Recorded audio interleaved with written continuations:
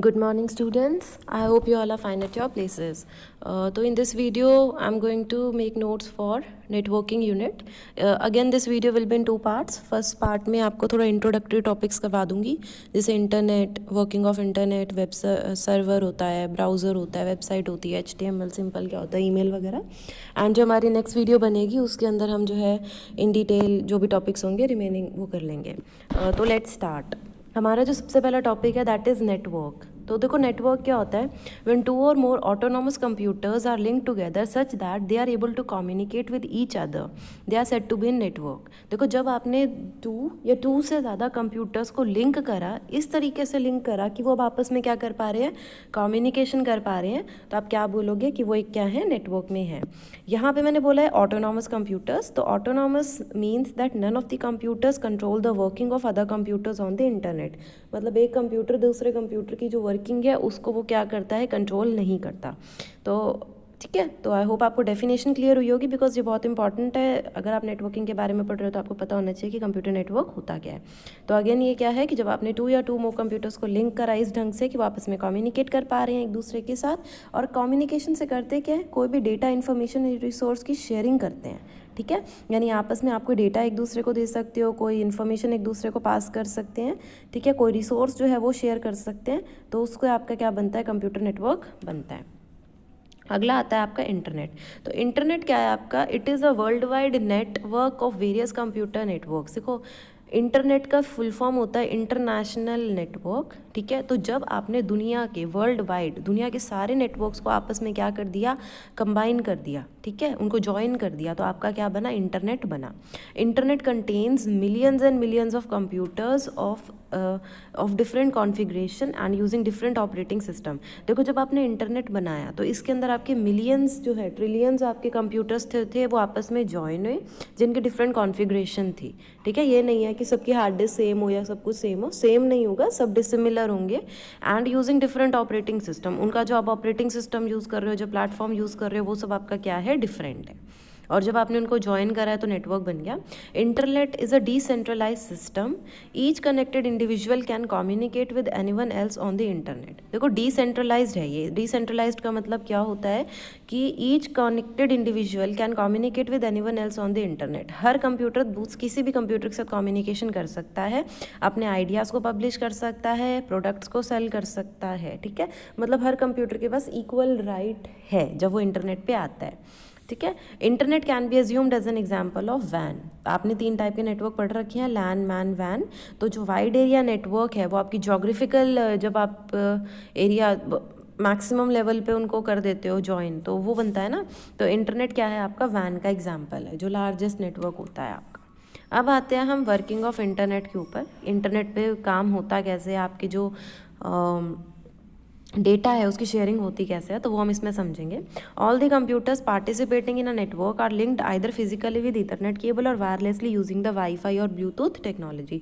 वो क्या बोलता है कि जितने भी कंप्यूटर्स आपके नेटवर्क पे हैं, या तो वो ईथरनेट से कनेक्टेड है, केबल से कनेक्टेड है, या फिर वाईफाई की टेक्नोलॉजी से या ब्लूटूथ की टेक्नोलॉजी से आपस में कनेक्टेड है.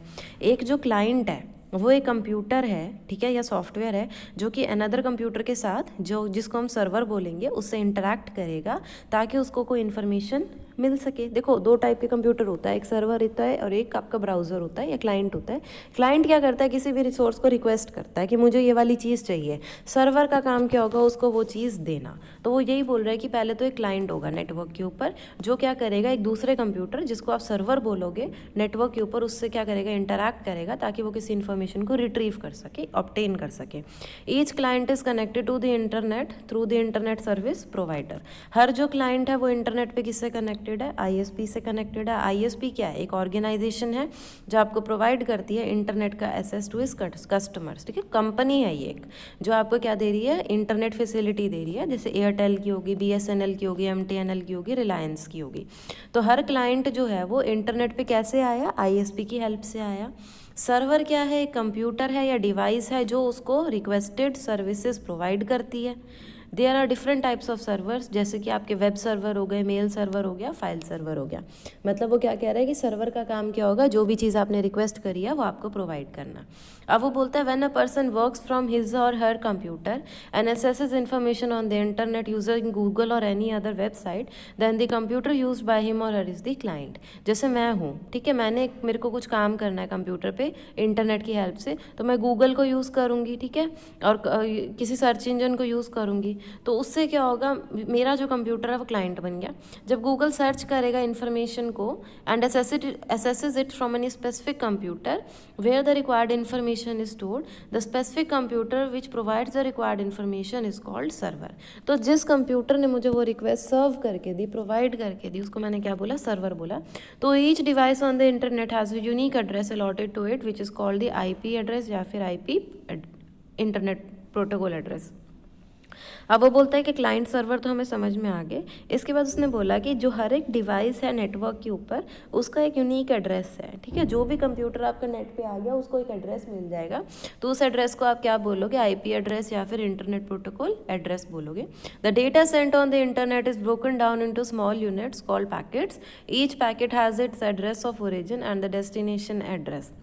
The data sent on the internet is broken down into small units, ठीक है। आप जो भी डेटा सेंड कर रहे हो तो वो आपका छोटे छोटे यूनिट्स में डिवाइड हो गया, और उस यूनिट को आपने क्या बोल दिया, पैकेट बोल दिया। मतलब आपका कोई मैसेज था, डेटा का मतलब क्या, मैसेज ही तो है। मान लो आपने कोई एक मैसेज A ने B को सेंड करना है, तो वो पूरा का पूरा नहीं जाता है, वो ब्रेक हो जाता है, और हर एक जो पोर्शन उसका बचता है उसको हम क्या बोलते हैं, पैकेट बोलते हैं। हर एक पैकेट डिफरेंट रूट से जाता है, ठीक है। आपको पता है ना कि A और B को अगर मैंने डेटा सेंड करना है तो A और B के बीच में बहुत सारे रूट्स होंगे जाने के, तो उसमें होगा क्या कि कोई फर्स्ट पैकेट कहीं से चला जाएगा, सेकंड पैकेट कहीं से, थर्ड पैकेट कहीं से, और लास्ट में जाने के बाद वो रीअसेंबल हो जाएंगे, ठीक है। क्या हो जाएंगे, रीअसेंबल, यानी जॉइन हो जाएंगे। हर एक पैकेट जो है उसके आगे हम कुछ एडिशनल इन्फॉर्मेशन डाल देते हैं कि सेंडर कौन है, रिसीवर कौन है, किस रूट से जाना है, कहाँ जाना है, तो उससे होता क्या है कि वो बहुत ईजिली पहुँच जाते हैं। तो data sent on the internet क्या किया हमने, उसको यूनिट्स में ब्रेक किया, जिसको पैकेट बोला। ईच पैकेट का अपना खुद का एड्रेस, ईच पैकेट जो है ना उसके पास ओरिजिन का भी एड्रेस होता है, डेस्टिनेशन एड्रेस भी होता है। These packets are directed to their destination by networking device called router. ये पैकेट सब जाते कैसे अपनी डेस्टिनेशन तक, राउटर की हेल्प से। राउटर क्या करता है, it reads the destination address of the packet. Packet में मैंने बोला ना, आके हमने एक हेडर लगा दिया जिसमें एडिशनल इन्फॉर्मेशन होती है, तो ये जो राउटर है उस एडिशनल इन्फॉर्मेशन को रीड करेगा और उसको डिजायर्ड रूट के ऊपर डाल देगा। When the packet reach their ultimate destination, they are reassembled again। जब आपका पैकेट जो है डेस्टिनेशन पे पहुंच जाएगा तो वो रीअसेंबल हो जाएगा, जॉइन हो जाएगा। तो the router also controls the traffic on the internet. तो राउटर जो है आपका ट्रैफिक जो है उसको कंट्रोल कर लेता है इंटरनेट। नेक्स्ट आता है आपका वर्ल्ड वाइड वेब। देखो जो वर्ल्ड वाइड वेब है उसको आप वेब भी बोलते हो। It is a pool of information in the form of documents and other web resources which are accessible over the internet. Web क्या है आपका, जितना भी इंफॉर्मेशन, डॉक्यूमेंट्स, जो कुछ भी नेट के ऊपर पड़ा हुआ है ना, देखो इंटरनेट से तो आप असेस कर सकते हो उसको, लेकिन जो वर्ल्ड वाइड वेब है वो क्या है, जो भी आपका डॉक्यूमेंट्स पढ़े हैं, जो भी रिसोर्सेज पढ़े हैं, जिसको आप इंटरनेट की फैसिलिटी की हेल्प से यूज़ कर सकते हो, वो क्या है, वर्ल्ड वाइड वेब है। इसको आप ये भी कह सकते हो कि it is a set of program, standards and protocols governing the way in which multimedia files are displayed.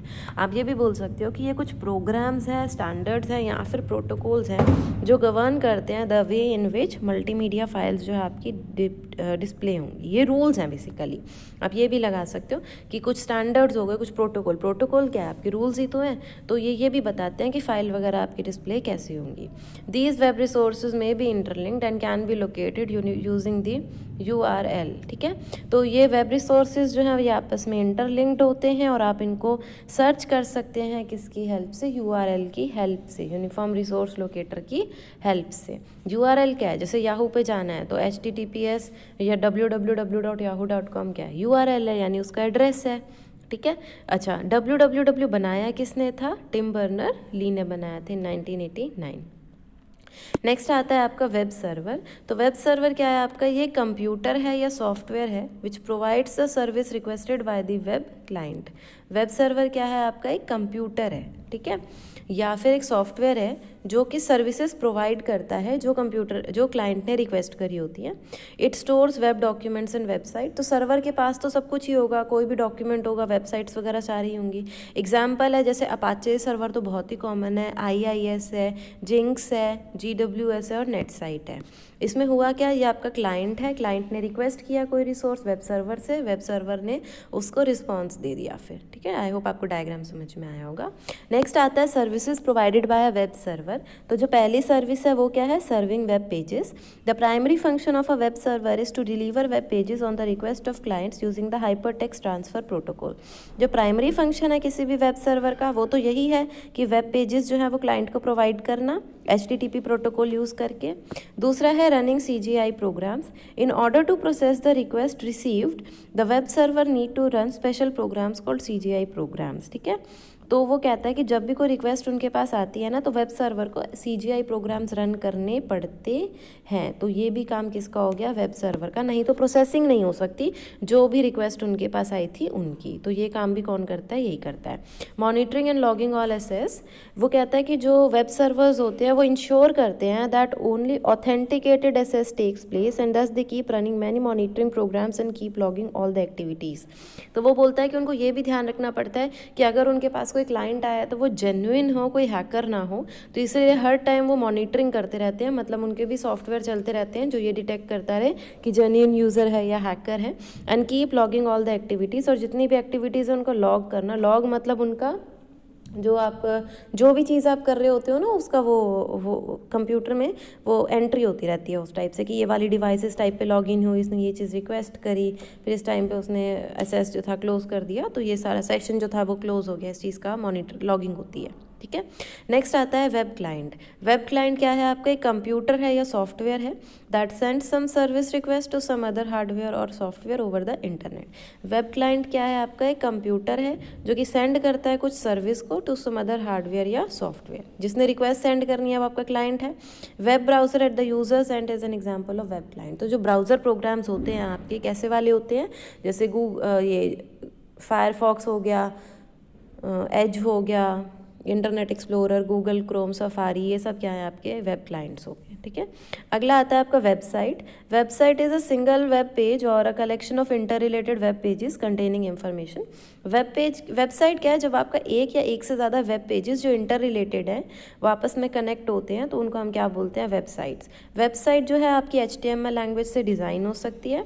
Website generally has links to other text which may be a part of the same website और any other website. इसके अंदर मतलब links होते हैं जिससे आप उसी web page के अंदर या किसी और वेब पेज के अंदर या किसी और वेबसाइट के अंदर जो है जा सकते हो, जंप कर सकते हो। जो फर्स्ट पेज होता है वेबसाइट का उसको हम होम पेज बोलते हैं, और ये क्वेश्चन बहुत पॉपुलर है आपका। होम पेज क्या है, एक इंट्रोडक्टरी पेज होता है, इसके पास कुछ बेसिक इन्फॉर्मेशन होती है वेबसाइट की, ठीक है, और टेबल ऑफ कंटेंट वगैरह होता है कि इस वेबसाइट में होगा क्या। वेबसाइट जो है they generally contain additional documents such as images, videos and digital assets. जैसे आपका इसमें आ गया CBSE.gov.in है, NCERT की है, eBay की है, फ्लिपकार्ट की, अमेजॉन, फेसबुक, जो भी वेबसाइट आपको याद हो आप लिख सकते हो। आता है फिर नेक्स्ट आपका कंपोनेंट्स ऑफ अ वेबसाइट। तो वेबसाइट का जो पहला कंपोनेंट है वो है web host. Hosting is where a website is physically located. जहाँ पे आप उस वेबसाइट को रखोगे तो वो उसका होस्ट हो गया। URL क्या हो गया, यूनिफॉर्म रिसोर्स लोकेटर, ये एड्रेस है वेबसाइट का। देखो अगर कोई आपकी वेबसाइट को देखना चाहता है तो उसके पास एड्रेस तो हो ना, तो वो जो एड्रेस है जिससे आप उस वेबसाइट को एक्सेस कर सको उसको आप URL बोलते हो। नेक्स्ट है आपका होम पेज। ये फर्स्ट वेब पेज होता है जो अपीयर करता है जब आप किसी वेब पेज पे जाते हो। तो ये बेसिकली एक लुक एंड फील बनाता है, उसी से पता चलता है कि आप उस वेबसाइट को आगे यूज़ करोगे या नहीं करोगे, तो इसलिए आपको बहुत अच्छे से बना होना चाहिए। नेक्स्ट है content. All the web pages content in the website together make up the content. तो जितना भी उसके अंदर डेटा लिखा हुआ है वो कंटेंट ही है। नेक्स्ट आता है आपका web page. A web page is a digital document which is link to world wide web. Web page क्या है, आपका एक डिजिटल डॉक्यूमेंट है, ठीक है, जो वर्ल्ड वाइड वेब से लिंक्ड है। It can contain different types, it can contain any type of information such as text, colour, animation, video, sound, मतलब इसके अंदर कुछ भी हो सकता है, ये नहीं है कि सिर्फ लिखा लिखा होना चाहिए, इसमें ग्राफिक्स एनिमेशन भी हो सकता है। It is designed using HTML and is accessible by using its URL। देखो बनी कैसे होती है, HTML लैंग्वेज से बनी हुई है एंड URL जो है उससे आप इसको एक्सेस कर सकते हो। When a web page is displayed, the back button on the browsers window opens the previously visited web page and the next button opens the next web page. वो बोलता है जब भी आप वेब पेज को डिस्प्ले करोगे तो एक तो बैक बटन आएगा जिससे आप प्रीवियसली विजिटेड वेब पेज पे जा सकते हो, और एक नेक्स्ट का बटन आएगा ऊपर जो क्या करेगा, जिससे आप नेक्स्ट पेज पे आप जा सकते हो। फिर आता है एक रिफ्रेश का बटन, जब आप इस पर क्लिक करोगे तो ये रीलोड कर देता है उसी साइट को। कई बार क्या होता है आपकी वेबसाइट ओपन नहीं होती, तो आप उस केस में रिफ्रेश का बटन क्लिक कर सकते हो। अगला आता है आपके components of a web page. तो कंपोनेंट्स देखिए वेब पेज का तो दो टाइप से कंपोनेंट्स हो सकते हैं, एक है कंटेंट वाइज और दूसरा है स्ट्रक्चर वाइज। कंटेंट वाइज क्या होता है, the components of a web page are hyper text and hyper link. Content wise देखें तो हाइपर टेक्स्ट और हाइपर लिंक होता है। हाइपर टेक्स्ट क्या है, it refers to digital text which is more than just text as it can include information like text, image, graphic, video, sound, hyper link. ठीक है, तो हाइपर टेक्स्ट क्या है, आपका डिजिटल टेक्स्ट है जो सिर्फ टेक्स्ट से ज़्यादा है, क्योंकि इसके अंदर आप कुछ भी चीज़ें डाल सकते हो। इसका मीनिंग यही है कि वेबसाइट में ये नहीं है कि सिर्फ टेक्स्ट ही आएगा, audio, video, text, animation, graphic कुछ भी आ सकता है। दूसरा है हाइपर लिंक। हाइपर लिंक का मतलब क्या है कि एक लिंक है जिस पे आप किसी और फाइल पे जा सकते हो। Hyperlink can be in the form of a graphic और text upon clicking where the link document opens up. Structure wise की बात करें तो आपका पहला आता है title. This is a single line text which displayed on the title bar of the browser displaying web page. तो जो सबसे ऊपर आपको टाइटल दिखता है तो वही है। हेडर ये पर्पस बताता है वेब पेज का। बॉडी इसमें एक्चुअल कंटेंट आता है। Navigational links, these are the hyper links. Navigation मतलब जो साइड में आपके बार्स आते हैं, स्क्रॉल बार, तो these are the hyper link placed on the web page using which you can move to the linked web pages. अगला आता है आपका web browser. An application which is use to view web pages on the internet is called a web browser. तो एक application जिससे आप web pages को देख सकते हो उसको आप वेब ब्राउजर बोलोगे। जैसे गूगल क्रोम हो गया, मोज़ैक हो गया, Netscape, Internet Explorer, Edge, Safari, Opera, ये सब आपके वेब ब्राउजर्स हैं। वेब ब्राउजर टू टाइप के होते हैं, ग्राफिकल ब्राउजर होते हैं और टेक्स्ट ओनली ब्राउजर होते हैं। ग्राफिकल ब्राउजर कौन से हैं, text, video, audio, video are retrievable through a graphical software program. जैसे कि जितने भी तुमने नाम सुने हैं वो सारे ग्राफिकल के ही हैं। Internet Explorer, Firefox, Netscape, Mozilla. These browsers are available for window, Apple, Linux operating system. वो कहना क्या चाह रहा है कि इन वेब ब्राउज़र में तुम्हें सब कुछ मिलेगा, टेक्स्ट भी, ऑडियो भी, वीडियो भी, ठीक है, सब कुछ रिट्रीव कर सकते हो। नेविगेशन करनी है तो तुम माउस की हेल्प से कर सकते हो, है ना। हाईलाइट वर्ड्स मिलेंगे तुम्हें, हाइपर लिंक्स मिलेगा, सब कुछ। तो जो नॉर्मल वेब ब्राउज़र है वो तुम्हारा यही वाला होता है। टेक्स्ट ओनली ब्राउज़र क्या बोलता है, these provide access to web in only text mode. सिर्फ टेक्स्ट, मतलब इस पर सिर्फ लिखा होगा, कोई पिक्चर नहीं आएगी, कोई वीडियो नहीं आएगी, कोई ऑडियो नहीं आएगी। तो नेविगेशन करना है इस by highlighting the emphasize word in the screen with the arrow up and down key and then pressing the enter key to follow the link। ठीक है, अगर इसमें नेविगेशन करना है तो तुम्हें एरो कीज़ का यूज़ करना पड़ेगा और फिर एंटर की प्रेस करनी पड़ेगी अगर लिंकिंग पे जाना है। और लिंकिंग के बाद भी जो ओपन होगा उसमें सिर्फ टेक्स्ट ही होगा। जिससे लाइनेक्स नाम का था, ये आपका एक टेक्स्ट ओनली ब्राउज़र था, ये कोई भी ऑडियो, वीडियो, एनिमेशन को सपोर्ट नहीं करता। नेक्स्ट आपका टॉपिक आता है ब्लॉग का, ये भी इंपॉर्टेंट है। ब्लॉग क्या होता है डियर, एक टाइप ऑफ वेबसाइट है। The term blog is short and form of web blog. देखो तुम्हें भी पता है ये एक्चुअली जैसे हम पहले एक डायरी लिखा करते थे ना, छोटे होते हुए जर्नल लिखते थे हम अपना, जिसमें अपने थॉट्स एंड फीलिंग्स डालते थे, तो ये उसी का ऑनलाइन मोड है। मतलब वो डायरी लिखी होती थी, उसको कोई नहीं पढ़ सकता था। ब्लॉग क्या है कि हमने वेबसाइट फॉर्म में ही अपने थॉट्स लिख दिए और अब उसको सारे रीड कर सकते हैं। जिनके पास भी URL होगा उस ब्लॉग का, वो रीड कर सकता है। तो ओनर ऑफ द ब्लॉग जो है वो ब्लॉग को लिखता है और उसको हम ऑथर बोलते हैं या ब्लॉगर बोलते हैं। एक्टिविटी जो होती है ऑफ अपडेटिंग और writing for blog is called blogging. Blogging क्या है, वो एक्टिविटी जिसमें तुम क्या करते हो, अपडेट करते हो ब्लॉग को और उसमें लिखते हो। ब्लॉग एक इलेक्ट्रॉनिक प्लेटफॉर्म है where the owner of the blog can write his views and thoughts about anything. Blog क्या है, एक इलेक्ट्रॉनिक प्लेटफॉर्म है, ठीक है, where the owner of the blog can write his views and thoughts about anything. उसमें कुछ भी लिख सकता है। ब्लॉग में आपका टेक्स्ट, पिक्चर, वीडियो, एनिमेशन कुछ भी इंक्लूड हो जाता है। People can leave comment on your blog. Blog के ऊपर वो कमेंट भी कर सकते हैं। ऑल पोस्ट और links to post on a blog are displayed in reverse chronological order with the most recent ones appearing on the top. तो जो सबसे ज़्यादा रीसेंट वन होंगी वो आपके टॉप पे ही आएंगी, पोस्ट। जैसे आपको पता भी है फेसबुक पे भी जो लेटेस्ट एक्टिविटी होती है वो सबसे ऊपर आती है ना, तो इसको रिवर्स क्रोनोलॉजिकल ऑर्डर बोलते हैं, ठीक है। तो रिवर्स क्रोनोलॉजिकल ऑर्डर के अंदर आपको सारी चीज़ें दिखती हैं। नेक्स्ट आता है आपका न्यूज़ ग्रुप। न्यूज़ ग्रुप या फॉर्म क्या है, एक ऑनलाइन कम्युनिटी बुलेटिन बोर्ड होता है where users can post messages, respond to posted messages और just read them. News group क्या है, ये एक फॉर्म है, ये एक ऑनलाइन कम्युनिटी है, ठीक है, बुलेटिन बोर्ड, जहाँ पे यूज़र अपने किसी भी मैसेज को पोस्ट करेगा, उसको रिस्पॉन्ड मतलब लोग उसको रिप्लाई कर सकते हैं और उनको रीड भी कर सकते हैं। ग्रुप्स ऑफ रिलेटेड मैसेजेस को आप थ्रेड्स बोलते हो। जब रिलेटेड मैसेजेस की चैटिंग हुई होगी तो आप उसको थ्रेड बोलेंगे।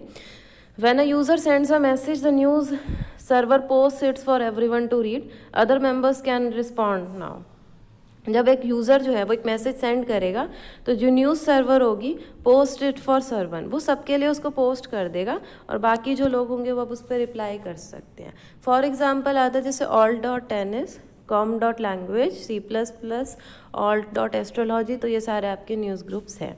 नेक्स्ट आता है आपका HTML के ऊपर अगर आपको लिखना पड़े तो आई थिंक बहुत इजी होगा बिकॉज आपने इसमें तो प्रोजेक्ट्स ही डेवलप कर रखे होंगे।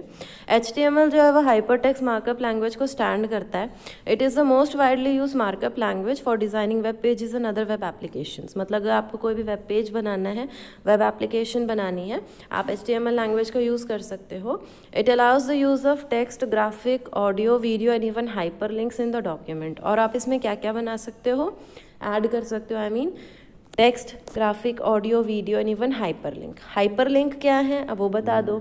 दे are the links that allow the user to jump to another document और to another section of the current document. Linking two types की थी ना, वो मैं पहले बता चुकी हूँ मेरी HTML वाली वीडियो में। तो दोनों ही हो सकती है। लिंक्स जो है वो आपके उस किसी और डॉक्यूमेंट पे या उसी डॉक्यूमेंट के किसी और सेक्शन पे आपको जंप करवा सकते हैं। The web browser receives the HTML code of the document from the web server and converts it into a web page which we can understand and interact with. इसमें क्या हो रहा है, जो वेब ब्राउज़र है वो रिसीव करेगा HTML का कोड, ठीक है, और उसको एक ऐसी फॉर्म में कन्वर्ट कर देगा जिससे हम इंटरैक्ट कर सकें। HTML 1990s में बनी थी, किसने बनाई थी, टिम बर्नर-ली ने। HTML का जो वर्ड है इसका अगर हम एक्रोनिम समझे तो हाइपर टेक्स्ट का मीनिंग क्या होता है कि एक स्पेशल टेक्स्ट है of digital text that contains links to another text. Hyper text का मीनिंग क्या है कि इसमें लिंकिंग हो रखी है और इसमें ऑडियो, वीडियो, टेक्स्ट, ग्राफिक्स सब कुछ इंक्लूडेड है। मार्कअप का मतलब क्या होता है, it refers to special symbols और instruction indicating the format, structure और स्टाइल। जैसे देखो अभी आप देखो ना, लिंकिंग जब हुई होती है तो उसके नीचे एक लाइन बनी होती है तो और उसको एक कलर दिया होता है तो आपको समझ आ जाता है ना कि यार ये इस पर क्लिक करूँ तो ये लिंक होगा, कुछ खुल जाएगा, तो वो मार्कअप है। तो वो जो स्पेशल सिम्बल्स जो आप यूज़ कर रहे हो ना वो मार्कअप है। लैंग्वेज क्या है, अब पता ही है HTML एक लैंग्वेज है। ये एक सेट ऑफ स्टैंडर्ड है to create an appropriate markup scheme for an electronic document such as a web page. अगला आता है आपका web address. Web address important है, URL, क्योंकि इसके बिना आपकी कोई भी साइट ओपन नहीं होगी। वेब एड्रेस जो है indicates the location of a specific web page, file और for document on the world wide web.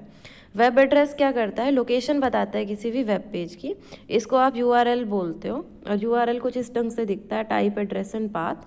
Type जो है टाइप ऑफ सर्वर बताता है, एड्रेस एड्रेस ऑफ सर्वर बताता है, एंड पाथ जो है लोकेशन ऑफ फाइल बताता है, ठीक है। जैसे ये लिख दिया तो HTTP जो है सर्वर हो गया, हाइपर टेक्स्ट ट्रांसफर प्रोटोकॉल वाला। yahoo.com एड्रेस ऑफ सर्वर हो गया और getinfostyle.asp जो है वो पाथ हो गया। पाथ क्यों है, क्योंकि आपको इस पर्टिकुलर फाइल तक जानना है, याहू के ऊपर ये वाला जो फाइल है आपको वो चाहिए, इसलिए पाथ है। अगला आता है ईमेल एड्रेस। ईमेल एड्रेस में क्या होता है, देखो ये तो सबको ही पता होगा, every email has a unique electronic post office box with a unique address. देखो पहले तो ईमेल समझते हैं क्या होता है, एक इलेक्ट्रॉनिक मीडियम है किसी भी मैसेज को सेंड करने का, ठीक है। तो उसके लिए आपके पास एक ईमेल एड्रेस होना चाहिए। तो यहाँ पे जो टॉपिक है हम वो कर रहे हैं, आगे नेक्स्ट वीडियो में हम एक ईमेल नाम का टॉपिक भी कवर करेंगे। तो उसके अंदर ईमेल होती क्या, यूज़ क्यों किया, advantage, disadvantage, everything will be covered in this particular video. तो मैं सिर्फ ईमेल एड्रेस पे ही डिस्कस करूँगी, बट शॉर्ट में ईमेल एड्रेस है क्यों, क्योंकि ईमेल एग्जिस्ट कर रही है। ईमेल क्या है, एक मेथड है जिससे आप अपने किसी भी मैसेज को सेंड कर सकते हैं in short period of time. तो ईमेल एड्रेस में क्या है, अब एवरी ईमेल उनका एक इलेक्ट्रॉनिक पोस्ट ऑफिस होता है जिसका एक यूनिक एड्रेस होता है नेटवर्क के ऊपर, where email can be send, this unique address is known as email. जो जनरल फॉर्मेट होता है ईमेल का वो क्या रहेगा, यूज़र नेम @ होस्ट या डोमेन नेम। यूज़र नेम तो कुछ भी हो सकता है जो आप चूज़ करते हो, और होस्ट या डोमेन नेम वो है वो जो जिसकी सर्विस आप यूज़ कर रहे हो ना, तो वो आपका डोमेन नेम हो गया।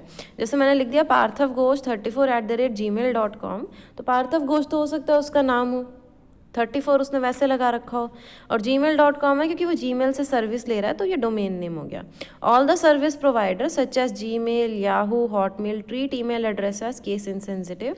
इसका मीनिंग भी इम्पॉर्टेंट है। इसका मतलब ये है जब आप ईमेल आईडी डालते हो ना, वो कैपिटल में लिखो, स्मॉल में लिखो, डजेंट मैटर्स, ठीक है। तो मेन जो तुम्हारी अच्छी वाली हैं ये तो केस इनसेंसिटिव है, कोई फ़र्क नहीं पड़ता, लेकिन पासवर्ड के लिए फ़र्क पड़ता है, ये ध्यान रखना, आईडी के लिए तो नहीं पड़ता। नेक्स्ट आता है आपका downloading and uploading file from a remote site. देखो डाउनलोडिंग फाइल का मतलब क्या है, डाउनलोडिंग का मतलब है कि एक सर्वर वे फाइल थी जो तुम्हारे उस पर आ गई। तो downloading file means transferring files from a web server to an external device like your computer. तुम फाइल को ट्रांसफ़र कर रहे हो सर्वर से अपने कंप्यूटर के ऊपर, जैसे एक ईमेल आना। और अपलोडिंग फाइल का मीनिंग होता है transferring file from a computer और any other device to a central server. अगर अपने कंप्यूटर से तुम सर्वर के ऊपर कोई फाइल डाल रहे हो तो उसको आप क्या बोलोगे, अपलोडिंग फाइल। तो जैसे आप किसी ईमेल को सेंड करते हो तो वो आपकी क्या हो जाएगी, अपलोडिंग फाइल। तो क्लास आपकी जो फर्स्ट वीडियो थी नेटवर्किंग वो इतनी है।